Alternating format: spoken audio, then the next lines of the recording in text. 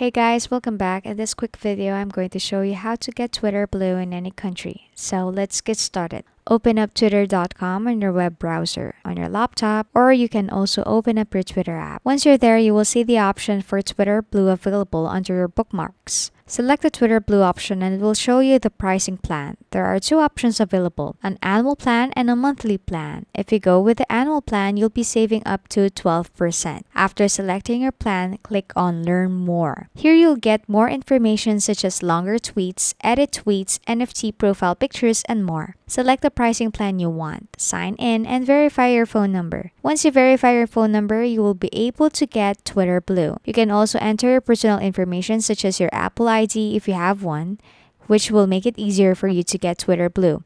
With Twitter Blue, you'll get a blue check mark and your account will be approved.